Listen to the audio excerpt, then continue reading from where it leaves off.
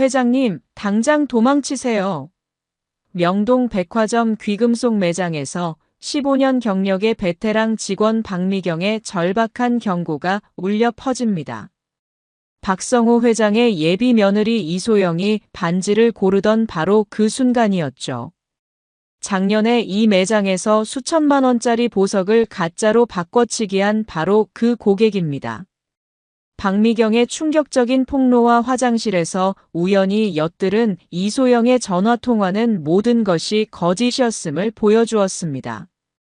이번 집안도 곧 정리될 예정이야. 결혼만 하면 큰돈 들어온다고. 완벽해 보였던 예비 며느리의 진짜 정체는 무엇이었을까요? 그리고 이 가족에게 닥친 위기는 어떻게 해결될까요? 서울에서 전자부품 제조업을 운영하는 박성호는 58세 사업가입니다. 30여 년 전 작은 공장에서 시작해 지금은 연매출 수백억 원 규모의 회사로 키워냈어요. 하지만 사업보다 더 중요한 것은 가족이었습니다. 특히 외아들 준우의 행복만큼은 그 무엇보다 소중했죠. 오늘도 박성호는 새벽 5시에 일어나 거실 창문을 활짝 열었습니다. 여름비가 갓 스쳐간 테라스 난간에 물방울이 맺혀 있었어요. 상쾌한 바람이 흰 커튼을 가볍게 흔들었죠. 여보, 창문 열어도 될까? 윤은숙이 아침 햇살이 번지는 거실에서 조심스레 물었습니다. 박성호는 신문을 접으며 고개를 끄덕였어요. 오늘은 특별한 날이었습니다. 외아들 박준우가 2년간 사귄 여자친구 이소영을 집으로 데려오는 날이었어요. 전자부품 회사를 일군 지 30년이 지나 안정기에 접어들었지만 가족 문제만큼은 여전히 긴장되는 법이었습니다. 여보, 첫인상이 중요하니까 테이블 세팅은 깔끔하게 해야겠어. 윤은숙이 손수건으로 잔을 닦으며 말했습니다. 박성호는 시계를 확인하고는 고개를 끄덕였어요. 소영이가 오늘 우리 가족을 편하게 느끼면 좋겠다. 박준우는 29세로 아버지의 회사에서 기획부장으로 일하고 있었습니다. 성실하고 책임감 강한 성격으로 직원들 사이에서도 인정받는 청년이었어요. 그런 준우가 2년째 사귀고 있는 여자친구가 바로 이소영이었죠. 오후가 되자 준우가 긴장된 표정으로 거실을 서성거렸습니다. 아버지, 소영 씨가 오늘 저녁에 올 예정이에요. 준우야, 떨리니? 네, 솔직히 좀 긴장돼요. 박성호는 아들의 어깨를 두드렸습니다. 윤은숙은 아이처럼 설레는 표정으로 파스타 면을 저었어요. 그동안 사진과 전화로만 접했던 예비 며느리를 직접 본다는 기대감이 집안을 감쌌습니다. 저녁 7시 정각, 현관 초인종이 울렸어요. 박준우가 미소를 띠고 문손잡이를 잡았습니다. 문이 열리자 아이보리 원피스의 펄감이 은은한 목걸이를 한 이소영이 서 있었어요. 처음 인사드립니다. 어머님, 아버님, 정말 뵙고 싶었습니다. 이소영이 또렷한 목소리로 인사했습니다. 소영아, 어서 들어와. 먼 길 오느라 수고했어. 박성호가 손짓으로 거실을 안내했습니다. 이소영은 27세로 단아한 외모를 가진 여성이었어요. 검은 머리를 깔끔하게 묶고 화장도 자연스럽게 했습니다. 무엇보다 눈빛이 맑고 진실해 보였어요. 회사에서 신제품 론칭 준비 때문에 바빴는데 이렇게 초대해 주셔서 감사해요. 이소영이 고개를 숙였습니다. 박성호는 와인잔을 들며 눈을 반짝였어요. 소영이 같은 인재면 어떤 프로젝트도 잘 이끌겠지. 대화는 부드럽게 흘렀습니다. 이소영은 서울대학교 경영학과를 수석 졸업했고 글로벌 화장품 회사에서 브랜드 매니저로 일하며 새벽 출근을 자청한다고 설명했어요. 저는 새로운 브랜드를 론칭할 때마다 시장 조사부터 광고 기획까지 직접 참여합니다. 특히 젊은 층을 타겟으로 한 제품 개발에 관심이 많아요. 이소영의 설명을 들으며 박성호는 감탄했습니다. 단순히 예쁜 것만이 아니라 머리도 좋고 사회적으로도 성공한 여성이었어요. 식사가 무르익자 박준우가 어깨를 으쓱하며 말했습니다. 아버지, 소영 씨는 주말마다 빈티지 시장을 돌아다니며 디자인 영감을 얻어요. 이소영은 미소를 머금고 대답했어요. 경제 논문 쓰다가도 색감이 독특한 재단을 보면 사진부터 찍죠. 윤은숙은 그 열정에 감탄했습니다. 이런 적극적인 자세가 요즘 젊은 세대의 장점이지. 윤은숙의 말에 이소영이 고개를 숙였어요. 대화가 무르익자 이소영의 가정 환경도 알게 되었습니다. 아버지는 대학 교수이시고 어머니는 간호사세요. 저희는 평범한 중산층 가정이에요. 이소영이 겸손하게 말했습니다. 박성호는 고개를 끄덕였어요. 교육자 집안에서 자라서 인품이 좋구나. 두 분께 드리고 싶은 향초예요. 제가 직접 조향한 라일락과 라벤더 향이에요. 뚜껑을 열자 잔잔한 꽃내음이 퍼졌어요. 박성호는 향초를 받아들고 감탄했습니다. 섬세한 향이구나. 사무실 책상에 두면 좋겠어. 식후 대화는 미래 계획으로 이어졌습니다. 이소영은 내년 초 해외지사 프로젝트를 마치면 자체 브랜드를 론칭할 목표를 밝혔다고 설명했어요. 내년에는 해외 연수를 고려하고 있어요. 글로벌 마케팅을 더 깊이 공부하고 싶거든요. 진취적인 태도에 박성호는 더욱 호감을 가졌어요. 젊은 나이에 큰 그림을 그리고 있구나. 정말 대단해. 준우는 옆에서 뿌듯한 표정을 지었습니다. 아버지, 소영 씨는 일도 열심히 하지만 저에게도 정말 잘해줘요. 준우의 말에 이소영은 수줍게 미소를 지었어요. 박성호는 컵을 내려놓으며 고개를 끄덕였습니다. 도전을 즐기는 태도가 보기 좋아. 그 순간 박준우가 옆에서 미소를 지었어요. 아버지, 소영 씨 덕분에 저도 매일 자극을 받아요. 밤 10시가 가까워지자 이소영은 자리에서 일어났습니다. 오늘 정말 따뜻하게 맞아주셔서 감사해요. 다음에 다시 인사드릴게요. 이소영이 고개를 숙였어요. 박성호는 현관까지 배웅하며 말했습니다. 소영아, 몸 조심하고 가. 다음엔 우리 같이 외식하자.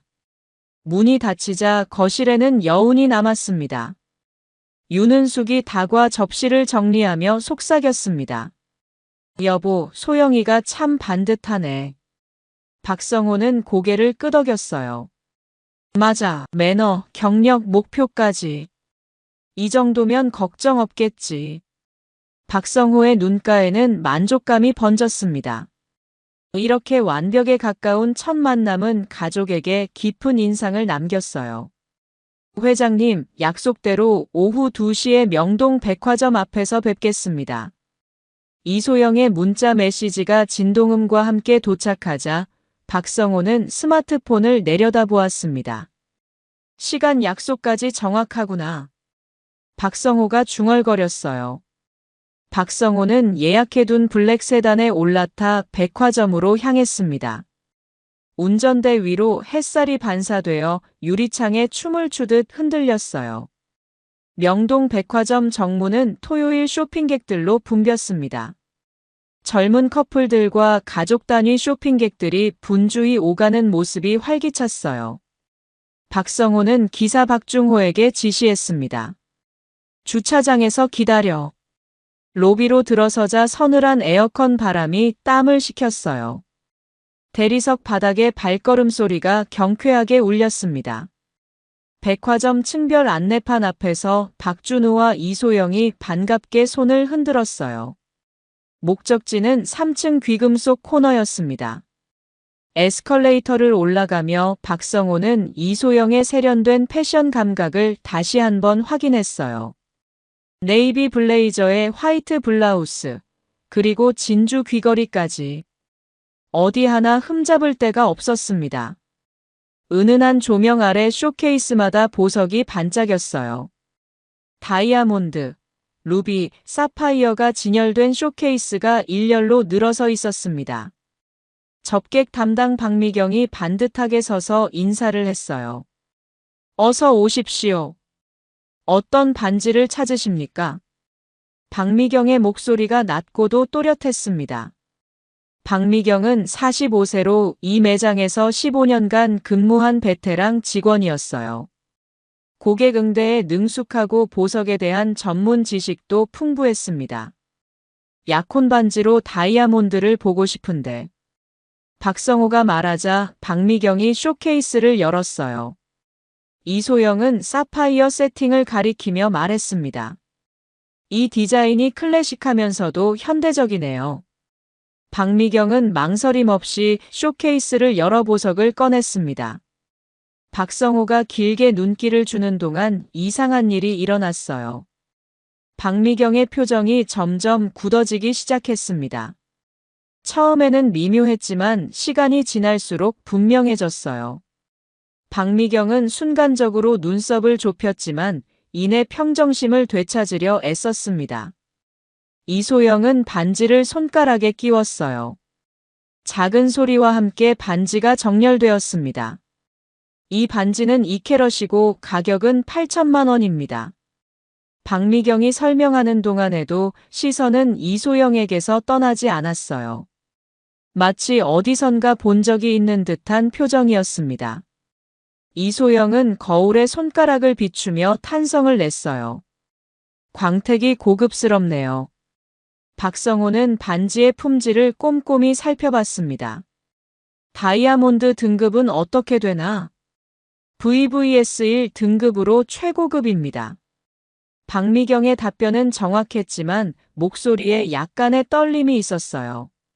15년 경력의 베테랑 직원치고는 비정상적인 반응이었습니다. 이소영이 여러 반지를 착용해보는 동안 박미경의 표정은 더욱 심각해졌어요. 손가락이 미세하게 떨리기 시작했고 이마에는 살짝 땀이 맺혔습니다. 실례지만 화장실 좀 다녀와도 될까요? 이소영이 자리에서 일어나며 말했어요. 저쪽 끝에 있습니다. 박미경이 방향을 가리키며 안내했습니다. 이소영이 매장을 벗어나자 박미경의 얼굴에는 안도와 긴장이 동시에 스쳤어요. 박성호는 준우와 함께 다른 반지들을 구경했습니다. 아버지, 소영 씨가 정말 좋아하네요. 결정하기 어려워할 것 같아요. 준우가 웃으며 말했어요. 하지만 박성호는 박미경의 이상한 행동이 계속 신경 쓰였습니다. 박미경은 계속해서 매장 입구 쪽을 힐끗힐끗 바라봤어요. 마치 이소영이 언제 돌아올지 확인하는 것 같았습니다. 평소 침착한 박미경의 모습과는 사뭇 달랐어요. 박성호가 조심스럽게 물었습니다. 무슨 일 있나? 아니에요, 괜찮습니다. 박미경이 애써 미소를 지으며 답했지만 전혀 괜찮아 보이지 않았어요. 오히려 더욱 불안해하는 기색이 역력했습니다. 박성호는 직감적으로 뭔가 문제가 있다는 것을 느꼈어요. 이때 박미경이 주변을 둘러보더니 박성호에게 한 걸음 다가왔습니다. 회장님, 혹시 저와 따로 이야기할 시간이 있으실까요? 목소리가 낮고 심각했어요. 박성호는 고개를 끄덕이며 답했습니다. 무슨 일인지 말해봐. 박미경은 잠시 망설이다가 입을 열었어요. 지금 여기서는 어렵고요. 고객분이 돌아오시면 자연스럽게 넘어가 주세요. 나중에 따로 연락드리겠습니다. 그러면서 명함을 슬쩍 건넸어요. 명함 뒷면에는 작은 글씨로 긴급이라고 적혀 있었습니다. 박성호는 명함을 받으며 고개를 끄덕였어요. 바로 그때 이소영이 화장실에서 돌아왔습니다. 어떤 반지가 마음에 드세요? 밝은 목소리로 물었어요. 박미경은 즉시 업무용 미소를 띠며 답했습니다.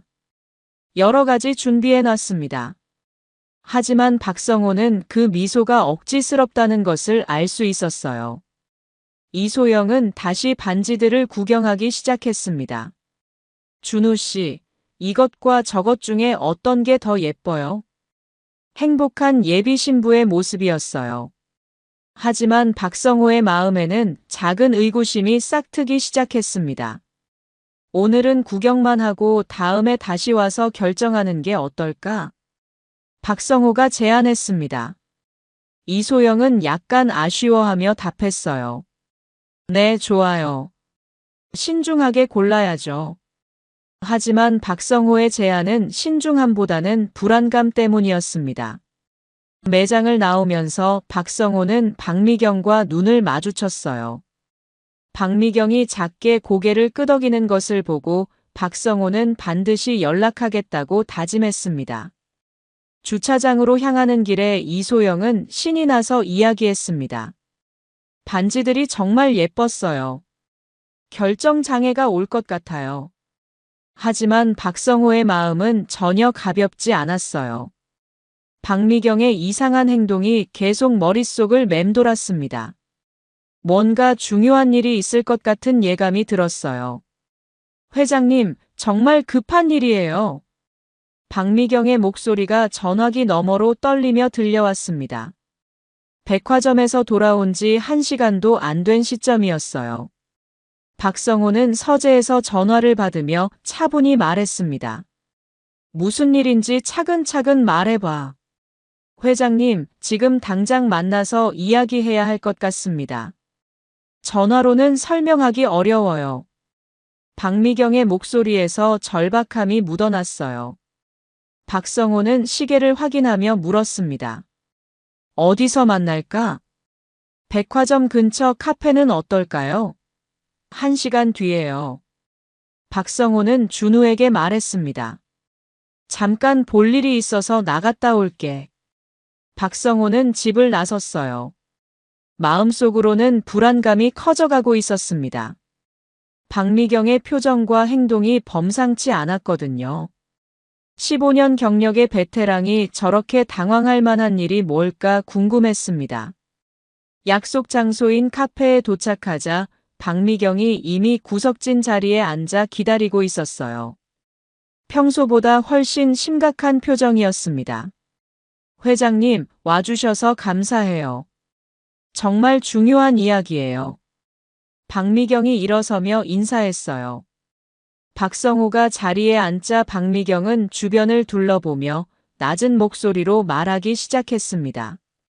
회장님, 오늘 함께 오신 고객분 말이에요. 정말 조심하셔야 해요. 박성호는 눈썹을 찌푸리며 물었습니다. 무슨 뜻인가? 사장님, 당장 도망치세요. 박미경이 갑자기 목소리를 높이며 말했어요. 카페 안에 다른 손님들이 잠시 쳐다봤습니다. 박미경은 다시 목소리를 낮추며 계속했어요. 그분이 작년 겨울에 저희 매장에서 큰 사고를 쳤어요. 박미경이 가방에서 서류를 꺼내며 설명했어요. 5천만 원짜리 다이아몬드 반지를 구입하신 후 일주일 뒤에 가짜로 바꿔치기해서 환불을 요구했거든요. 박성호는 깜짝 놀라며 되물었습니다. 정말 확실한 이야기인가? 박미경은 고개를 끄덕이며 답했어요. CCTV 녹화분도 있어요. 얼굴이 선명하게 나와 있거든요. 그러면서 태블릿을 꺼내 영상을 보여줬습니다. 화면 속에는 분명히 이소영의 모습이 담겨 있었어요. 모자를 눌러쓰고 마스크를 했지만 눈매와 체형이 똑같았습니다. 이게 전부가 아니에요. 다른 백화점 동료들한테 연락해보니까 비슷한 사건이 더 있다고 하더라고요. 그 같은 수법으로 여러 매장에서 사기를 쳤다는 거예요. 박성호는 충격을 받아 말을 잇지 못했습니다. 박미경은 휴대폰을 꺼내 동료와의 대화 내용을 보여줬어요. 강남점 김 과장님이 보낸 메시지인데요. 6개월 전에 똑같은 고객이 와서 루비 목걸이를 바꿔치기 했다는 내용이에요. 메시지에는 이소영과 닮은 여성의 사진까지 첨부되어 있었어요. 박성호는 사진을 자세히 들여다봤습니다. 분명히 이소영이었어요. 그런데 더 심각한 건 다른 문제예요. 박미경이 목소리를 더 낮췄어요. 이 고객이 결혼을 빌미로 남성들한테 접근해서 돈을 받아낸다는 소문이 있어요. SNS에서 피해자들이 모여서 정보를 공유하고 있거든요. 박성호는 점점 더 놀라게 되었습니다. 박미경이 스마트폰 화면을 보여주며 설명했어요. 이 온라인 커뮤니티에서 확인한 건데요. 같은 여성이 여러 남성과 동시에 만나면서 결혼 약속을 하고 돈을 받아냈다고 해요. 피해자만 해도 서너 명은 되는 것 같아요. 증거들이 점점 구체화되고 있었습니다. 박성호는 머리를 감싸며 중얼거렸어요. 정말 믿을 수 없는 일이네. 2년이나 사귀었는데 그럴 리가 있을까? 하지만 박미경은 단호하게 답했습니다. 회장님, 저는 15년간 이 일을 했어요. 고객 얼굴을 잊어본 적이 없거든요. 분명히 같은 사람이에요. 그럼 지금 당장 어떻게 해야 할까? 박미경은 진지하게 조언했습니다. 일단 더 이상 큰 금액을 지출하지 마세요. 그리고 가능하면 뒷조사를 해보시는 게 좋겠어요. 현실적이고 신중한 충고였어요. 박성호는 머릿속이 복잡해졌습니다. 한편으로는 박미경의 말을 믿기 어려웠고, 다른 한편으로는 증거들이 너무 구체적이었어요. 혹시 다른 동료분들과도 연락이 닿을까? 물론이죠. 제가 연결해 드릴게요. 박미경은 연락처 몇 개를 적어주며 말했어요. 이분들도 같은 피해를 당했어요. 직접 이야기를 들어보시면 더 확실해지실 거예요. 박성호는 메모지를 받으며 인사했습니다. 정말 고마워. 용기 내서 알려줘서. 회장님, 저도 처음에는 말하기 어려웠어요. 하지만 양심상 그냥 넘어갈 수가 없더라고요. 박미경의 목소리에서 진정성이 느껴졌어요. 만약 제가 잘못 본 거라면 사과드릴게요. 하지만 확신이 서거든요. 카페를 나서며 박성호는 마음이 무거웠습니다. 집으로 돌아가는 길에 머릿속은 복잡했어요. 과연 이소영이 정말 사기꾼일까요? 아니면 박미경이 착각한 걸까요? 하지만 증거들이 너무 구체적이고 일관성이 있었어요. 집에 도착하자 준우가 반갑게 맞았습니다. 아버지, 어디 다녀오셨어요? 응, 잠깐 볼 일이 있었어. 박성호는 대충 답하며 서재로 들어갔어요. 아직 준우에게 말하기에는 너무 이른 것 같았습니다. 더 확실한 증거가 필요했어요. 서재에 앉아 박성호는 박미경이 준 연락처들을 바라봤습니다. 내일부터 본격적인 조사를 시작해야겠어요. 가족의 안전과 행복이 걸린 문제였으니까요. 하지만 마음 한편으로는 모든 게 오해이기를 바라는 마음도 있었습니다. 여보세요, 강남점 김 과장님이시죠? 박성호가 박미경이 준 연락처로 전화를 걸었습니다. 상대방은 김태수라는 40대 남성으로 강남 백화점 귀금속 매장에서 15년간 근무한 과장이었어요. 네, 맞습니다. 박 회장님이시군요. 미경 씨한테 연락받았어요. 김태수의 목소리는 진중했습니다. 회장님, 정말 심각한 문제예요. 저희도 그 고객 때문에 큰 피해를 봤거든요. 전화 통화만으로도 상황의 심각성이 전해졌어요. 직접 만나서 이야기하는 게 좋겠는데요. 언제 시간 되세요? 다음 날 오전, 박성호는 강남 백화점을 찾았습니다. 김태수가 사무실에서 기다리고 있었어요. 회장님, 앉으세요. 자료를 준비해뒀습니다. 책상 위에는 여러 서류와 사진들이 정리되어 있었어요. 김태수는 진지한 표정으로 설명을 시작했습니다. 이게 작년 8월에 일어난 사건이에요. 김태수가 CCTV 화면을 보여주며 설명했어요. 루비 목걸이를 구입하신 후 일주일 뒤에 색상이 다르다며 환불을 요구했어요. 그런데 나중에 확인해보니 진짜를 가짜로 바꿔치기 한 거였죠. 화면 속 여성은 분명히 이소영이었습니다. 각도는 다르지만 얼굴 형태와 걸음걸이가 똑같았어요. 피해액이 얼마나 되나요? 3천만 원 정도요. 당시에는 증거가 부족해서 환불해 줄 수밖에 없었어요. 김태수는 다른 자료도 보여줬습니다. 이건 동대문점에서 보낸 자료예요. 6개월 전에 똑같은 수법으로 다이아몬드 귀걸이를 바꿔치기 했다고 해요. 피해 사례가 계속 늘어나고 있었어요. 총 몇 건 정도 되나요? 확인된 것만 6건이에요. 아마 더 있을 거예요. 김태수의 답변은 충격적이었습니다. 그런데 더 심각한 건 보석 사기만이 아니에요. 결혼 사기도 함께 하고 있거든요. 김태수가 노트북을 열어 온라인 커뮤니티를 보여줬습니다. 결혼 사기 피해자들이 모인 곳이에요. 여기 보시면 같은 여성의 사진이 여러 번 올라와 있어요. 화면에는 이소영의 사진들이 여러 장 게시되어 있었어요. 각기 다른 장소에서 다른 남성들과 찍은 사진들이었습니다. 이분들이 피해자인가요? 네, 모두 결혼을 약속받고 돈을 빼앗긴 남성들이에요. 댓글을 읽어보니 피해 내용이 비슷했어요. 결혼준비금, 신혼집 마련비, 사업 자금 등의 명목으로 돈을 받아챈 것이었습니다. 피해의 규모는 어느 정도인가요? 박성호가 숨을 고르며 물었어요. 한 사람당 적게는 수천만 원에서 많게는 억 단위까지요. 총 피해액만 해도 수억 원은 될 것 같아요. 상상을 초월하는 규모였습니다. 김태수는 더 구체적인 자료를 보여줬어요. 이 남성은 작년에 2억을 빼앗겼어요. 결혼식장 예약금, 신혼여행비, 예물비라는 명목이었죠. 그런데 결혼식 한 달 전에 갑자기 연락이 끊어졌다고 해요. 수법이 매우 체계적이었습니다.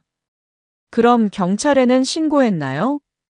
신고는 했지만 증거가 부족해서 수사가 어렵다고 하더라고요. 사기죄를 입증하기가 쉽지 않거든요. 법적 대응도 만만치 않은 상황이었어요. 김태수는 또 다른 정보를 제공했습니다. 이 여성이 가짜 신분을 여러 개 사용하고 있어요. 주민등록번호도 다르고 주소도 계속 바뀌고 있거든요. 신원 확인도 어려운 상황이었어요. 정말 전문적인 사기꾼이네요. 박성호가 한숨을 쉬며 말했습니다. 김태수가 조심스럽게 물었어요. 회장님, 가족분은 어떤 피해를 당하셨나요? 아직 피해는 없어. 다행히 미리 알게 됐거든. 박성호는 안도하며 답했습니다. 정말 다행이에요. 빨리 관계를 정리하시는 게 좋겠어요. 김태수는 마지막으로 중요한 조언을 했습니다. 회장님, 이런 사람들은 끝까지 연기를 해요. 들키면 오히려 역공을 할 수도 있거든요.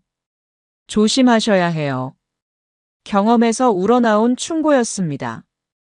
백화점을 나서며 박성호의 마음은 확실해졌어요. 이소영이 정말 사기꾼이라는 게 거의 확실해졌습니다. 증거도 충분하고 피해 사례도 많았어요. 집으로 돌아가는 차 안에서 박성호는 깊은 생각에 빠졌습니다. 준우에게 어떻게 말해야 할까요? 2년간 진심으로 사랑했던 여자가 사기꾼이라는 사실을 받아들일 수 있을까요? 하지만 더 늦기 전에 진실을 알려야 했어요. 오후에 박성호는 사설조사 회사에 연락했습니다. 이소영이라는 인물에 대해 정확한 신원 확인을 해주세요. 전문가의 힘을 빌려 더 확실한 증거를 확보하기로 했어요. 가족을 지키기 위해서는 모든 수단을 동원해야 했습니다. 저녁 식사 시간에 이소영이 전화를 걸어왔습니다. 회장님, 어제 본 반지 중에서 결정하셨나요? 밝은 목소리였지만 이제는 가식적으로 들렸어요. 아직 생각 중이야. 천천히 결정하자. 박성호는 최대한 자연스럽게 답했습니다. 하지만 마음속으로는 분노가 치밀어 올랐어요. 2년 동안 우리 가족을 속였다니. 준우의 진심을 가지고 놀았다니. 박성호는 주먹을 불끈 쥐며 이소영의 정체를 완전히 폭로할 계획을 세우기 시작했습니다. 그날은 이소영과 함께 신촌에 있는 대형 쇼핑몰에 간 날이었어요. 결혼 예물을 더 구경해보자는 이소영의 제안이었습니다. 박성호는 사설조사원의 조언에 따라 이소영의 행동을 면밀히 관찰하기로 했어요. 혹시 결정적인 증거를 잡을 수 있을지도 모르니까요. 쇼핑몰을 둘러보던 중 이소영이 말했습니다. 잠시 전화 좀 받고 올게요. 이소영이 화장실 쪽으로 향했어요. 박성호는 직감적으로 이때가 기회라고 생각했습니다. 자연스럽게 화장실 앞까지 따라갔어요. 그래, 걱정하지 마. 이번에는 확실해. 이소영의 목소리가 여자 화장실에서 새어나왔어요. 벽이 얇아서 내용이 선명하게 들렸습니다. 박성호는 조심스럽게 녹음을 시작했어요. 아버지가 전자회사 사장이라니까 돈은 문제 없어. 박성호는 온몸에 소름이 돋았습니다. 자신을 돈으로만 보고 있었다는 게 확실해졌어요. 지금까지 빌린 돈? 그런 거 신경 쓰지 마. 결혼하면 다 정리될 거야. 이소영의 목소리는 차가우면서도 계산적이었습니다. 더 충격적인 내용이 이어졌어요. 준우는 바보야. 2년 동안 완전히 속았어. 이소영이 웃으며 말하는 소리가 들렸어요. 박성호는 분노를 참으며 계속 들었습니다. 사랑?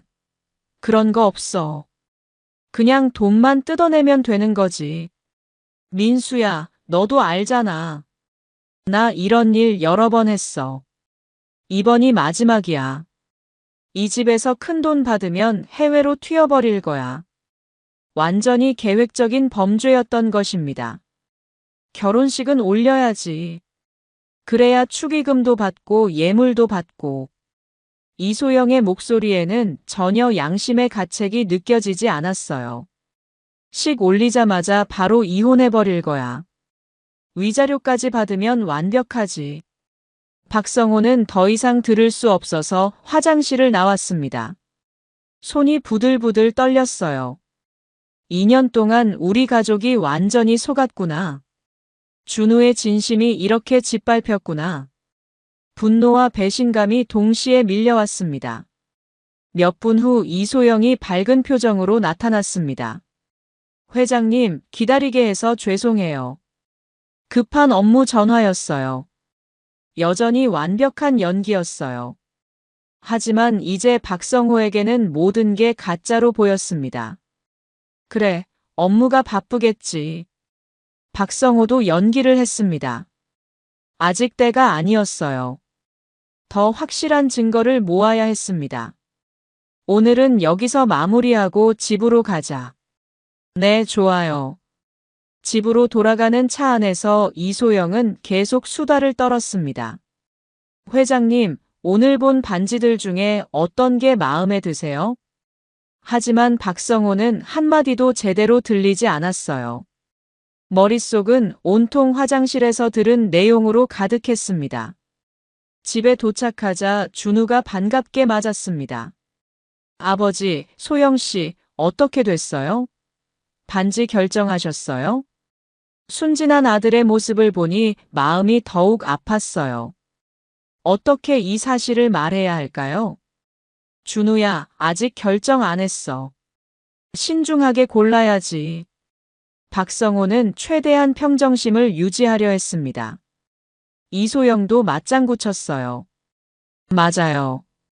평생 끼고 다닐 건데 신중해야죠. 저녁 식사 시간에 이소영은 더욱 적극적으로 행동했어요. 어머님, 제가 설거지 도와드릴게요. 회장님, 회사 일은 어떠세요? 모든 행동이 계산된 것처럼 보였어요. 박성호는 구역질이 날 것 같았습니다. 식사 후 이소영이 돌아가고 나서 박성호는 서재에 틀어박혔어요. 녹음 파일을 다시 들어봤습니다. 들을 때마다 분노가 치밀어 올랐어요. 이런 악질을 2년 동안 우리 가족이 믿었다니. 박성호는 책상을 주먹으로 쳤습니다. 이제 더 이상 참을 수 없었어요. 가족들에게 진실을 알려야 했습니다. 다음 날 아침, 박성호는 사설조사원에게 연락했습니다. 추가 증거를 확보했습니다. 녹음 파일도 있어요. 잘했습니다. 이제 충분한 증거가 모였네요. 조사원의 답변에 박성호는 안도했어요. 드디어 이소영의 정체를 완전히 폭로할 수 있게 되었습니다. 가족을 지키기 위한 마지막 단계가 시작되었어요. 여보, 준우야, 거실로 나와. 중요한 이야기가 있어. 박성호가 무거운 목소리로 가족들을 불렀습니다. 윤은숙은 설거지를 멈추고 타월로 손을 닦았어요. 준우는 방에서 나와 궁금한 표정을 지었습니다. 아버지, 무슨 일이에요? 표정이 심각하네요. 준우가 소파에 앉으며 물었어요. 박성호는 노트북을 켜고 녹음 파일들을 준비했습니다. 윤은숙도 걱정스러운 표정으로 자리에 앉았어요. 여보, 무슨 일인가요? 준우야, 소영이에 대한 진실을 알려줘야겠어. 박성호의 목소리가 떨렸습니다. 지난 며칠간 조사한 내용들이 너무나 충격적이었거든요. 소영 씨요? 무슨 진실이요? 준우가 의아한 표정을 지었어요. 박성호는 깊은 숨을 들이쉬고 설명을 시작했습니다. 백화점에서 반지를 보러 갔을 때 판매사원이 나에게 경고를 했어. 소영이가 사기꾼이라고. 네. 말도 안 돼요. 준우가 벌떡 일어나며 소리쳤어요. 아버지, 그런 말씀하지 마세요. 소영 씨가 어떤 사람인데요? 윤은숙도 놀란 표정을 지었습니다. 여보, 설마 그런 일이 있을까요? 박성호는 서류들을 펼쳐 보이기 시작했어요. 여기 증거들이 있어. 소영이가 여러 백화점에서 보석을 바꿔치기 하며 사기를 쳤어.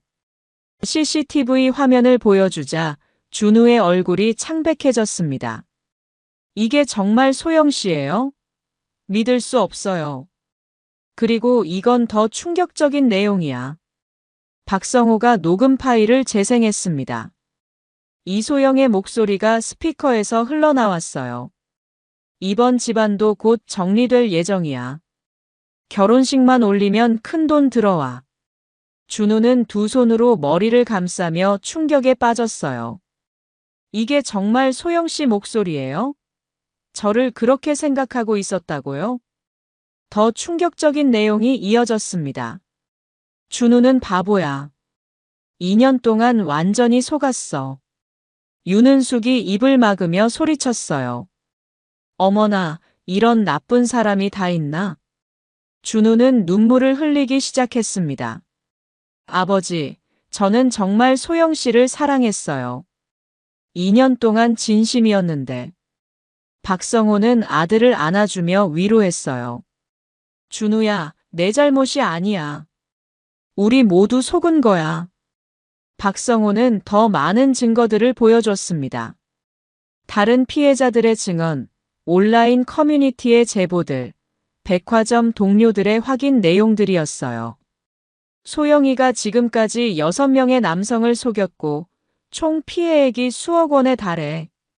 준우가 고개를 들며 물었어요. 그럼 제가 소영 씨한테 해준 것들은 뭐였어요? 비싼 가방, 시계, 여행비까지. 모두 계획된 거였어. 소영이는 너를 이용해서 돈을 뜯어내려고 했던 거야. 윤은숙이 분노하며 말했어요. 이런 악질을 우리 집에 들였다니. 생각만 해도 소름이 돋아. 준우는 자신의 신용카드 사용 내역을 확인해 보기 시작했어요.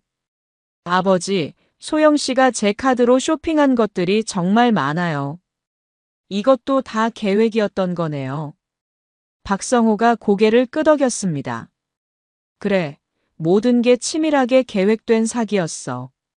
가족들은 모두 충격과 분노에 휩싸였어요. 2년 동안 완전히 속았다는 사실이 믿어지지 않았습니다. 그럼 이제 어떻게 해야 해요?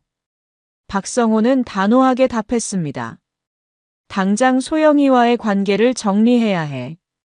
더 이상 피해를 볼 수는 없어. 맞아, 빨리 정리하자. 이런 사람과는 한 시간도 더 있을 수 없어. 준우는 눈물을 닦으며 말했어요. 아버지, 정말 힘들지만 알겠어요. 소영 씨와 헤어지겠어요. 박성호는 아들의 결단에 고개를 끄덕였어요. 용기 있는 결정이야. 우리 가족이 함께 이겨내자. 그날 밤 가족들은 늦도록 이야기를 나눴습니다. 충격적인 진실을 받아들이기까지 시간이 필요했어요.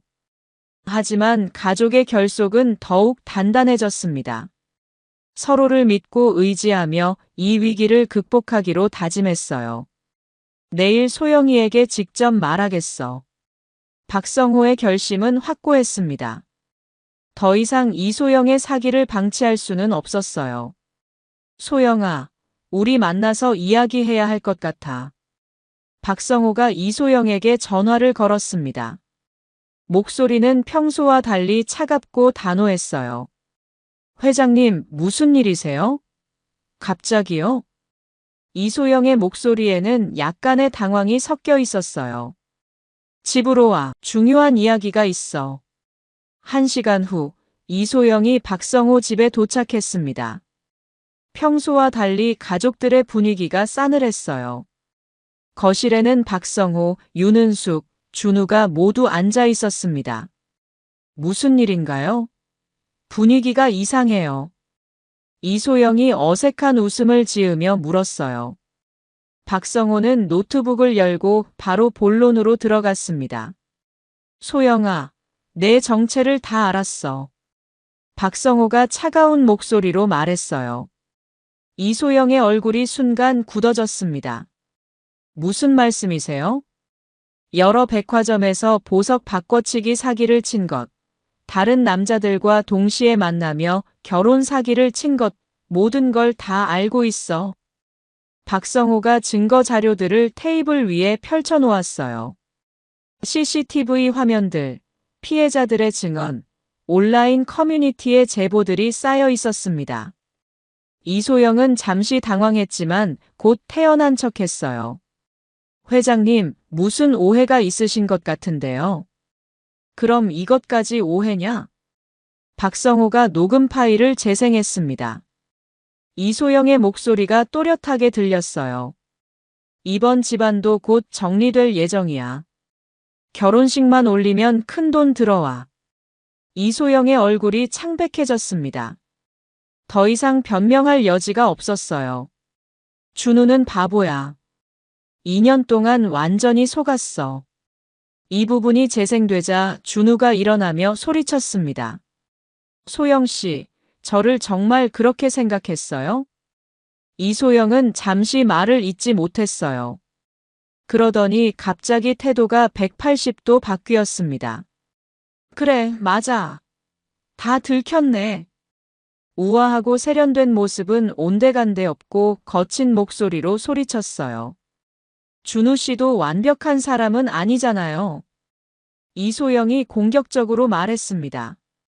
2년 동안 저한테 얼마나 많은 돈을 썼는지 아세요? 그 정도면 충분히 받을 만하죠. 윤은숙이 벌떡 일어나며 소리쳤어요. 이 사람아, 지금 뭔 소리를 하는 거야? 어차피 다 들켰으니 숨길 것도 없어요. 이소영이 완전히 본색을 드러냈습니다. 이 집안 비밀 다 퍼뜨릴 거예요. 준우 과거 일들 언론에 다 제보할 거야. 내가 그런 일을 저지르면 법적으로 대응하겠어. 명예훼손죄로 고발할 거야. 이소영은 더욱 흥분해서 소리를 질렀어요. 좋아요. 그럼 진짜 박성호 회장 가족 망신시켜 줄게요. 지금 이 자리에서 나가. 더 이상 우리 집에 발을 들여놓지 마. 박성호가 문을 가리키며 말했어요. 이소영은 가방을 들고 현관으로 향했지만 마지막까지 소리를 질렀습니다. 고작 몇십억 집안이 뭐가 대단하다고. 이소영이 집을 나간 후에도 소란은 끝나지 않았어요. 1시간 뒤 집 앞에서 고함 소리가 들렸습니다. 박준유, 나와요. 2년 동안 나한테 한 게 뭐야? 이소영이 술에 취한 채로 대문 앞에서 난동을 부리고 있었어요. 이 집안 비밀 다 알린다고. 이웃들이 창문을 열고 구경하기 시작했습니다. 박성호는 즉시 경찰에 신고했어요. 신고합니다. 집 앞에서 소란을 피우는 사람이 있어요. 10분 후 순찰차가 도착했어요. 경찰관 이태훈이 이소영에게 다가갔습니다. 신고 내용에 따라 퇴거 조치합니다. 나 뭘 잘못했어요? 2년 동안 속은 거 억울하다고. 이소영은 끝까지 발버둥쳤지만 결국 순찰차에 실려갔어요. 그제서야 집 앞이 조용해졌습니다. 거실로 돌아온 박성호는 가족들과 마주 앉았어요. 이제 끝났어. 더 이상 우리를 괴롭히지 못할 거야. 아버지, 정말 죄송해요. 제가 사람을 제대로 못 봤네요. 준우야, 내 잘못이 아니야. 그 사람이 너무 교묘했던 거지. 다행히 큰 피해 보기 전에 알게 된 거야.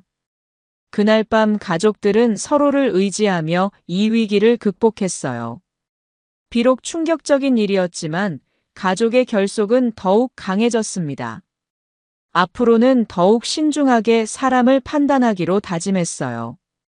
미경 씨, 정말 감사합니다. 일주일 후, 박성호는 백화점을 다시 찾아 박미경에게 깊은 인사를 드렸어요. 박미경은 웃으며 고개를 흔들었습니다. 회장님, 당연한 일을 했을 뿐이에요. 미경 씨가 용기를 내서 알려주지 않았다면 우리 가족이 큰 피해를 볼 뻔했어요. 박성호가 진심으로 말했어요. 박미경의 선량한 마음과 용기가 없었다면 이소영의 사기는 계속되었을 것입니다. 다른 가족들은 어떠세요? 처음에는 충격이 컸지만 이제 많이 회복됐어요. 특히 준우가 이 일을 통해 더 성숙해진 것 같아요. 며칠 후 놀라운 소식이 들려왔습니다. 뉴스에서 이소영이 결혼 사기 혐의로 구속되었다는 보도가 나온 것이에요. 결혼을 빌미로 여러 남성들을 속여 수억 원을 편취한 혐의로 이소영 씨가 구속되었습니다. 뉴스 앵커가 말했어요. 피해자는 총 6명으로 확인됐으며 편취 금액은 총 5억 원에 달하는 것으로 조사되었습니다. 박성호 가족은 뉴스를 보며 안도했어요. 다행히 다른 피해자들도 정의를 찾게 됐네요. 우리만 속은 게 아니었구나. 준우도 복잡한 표정을 지었어요. 며칠 후 경찰서에서 연락이 왔습니다. 박 회장님께서 제공해 주신 녹음 파일이 결정적인 증거가 되었습니다. 수사관이 감사 인사를 했어요. 다른 피해자들을 위해서도 좋은 일을 하신 거예요. 한 달이 지나자 준우에게 새로운 변화가 생겼어요. 박미경의 소개로 도서관에서 일하는 조미나라는 여성을 만나게 된 것입니다.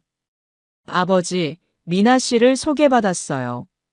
준우가 밝은 표정으로 말했어요. 이번에는 정말 좋은 분 같아요. 박미경 씨가 직접 소개해 주신 분이라 더 믿음이 가고요. 조미나는 30세로 성실하고 따뜻한 성격의 여성이었어요. 도서관 사서로 일하며 아이들에게 책을 읽어주는 봉사활동도 하고 있었습니다. 이번에는 천천히 알아가면서 만나겠어요.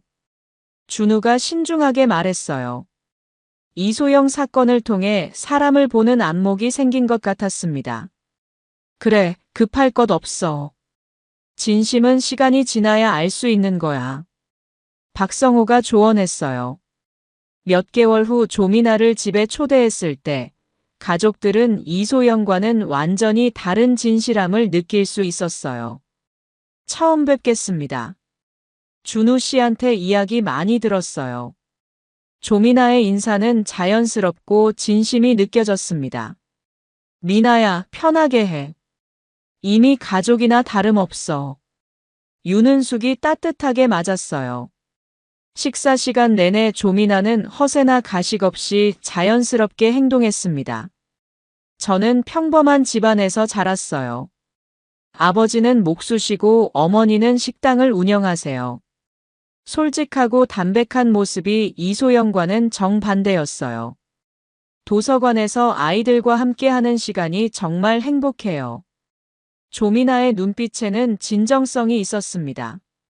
그날 저녁 조미나가 돌아간 후 가족들은 모두 만족했어요.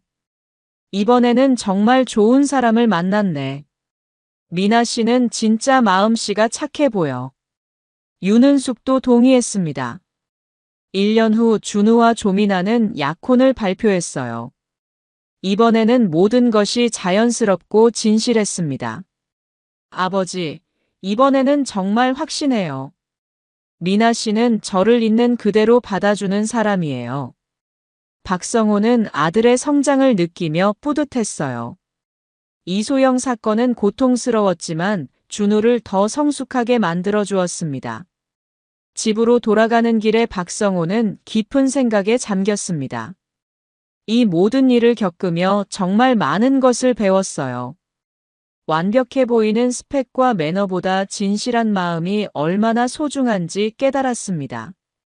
이소영은 화려한 외모와 경력을 가졌지만 속은 썩어 있었죠. 반면 평범한 백화점 직원 박미경이 보여준 용기와 양심이 가족을 구원했어요. 위기 앞에서 결국 믿을 수 있는 건 가족뿐이었습니다. 함께 문제를 해결해 나가며 가족 관계가 더욱 단단해졌어요. 그동안 사업에만 매진하느라 소홀했던 가족의 소중함을 다시 느꼈습니다. 고통스러운 경험이었지만 준우는 더 성숙해졌고 조미나라는 진정한 사람을 만날 수 있었어요. 58년을 살아오면서 가장 힘든 시기였지만 동시에 가장 많은 걸 배운 때이기도 했습니다.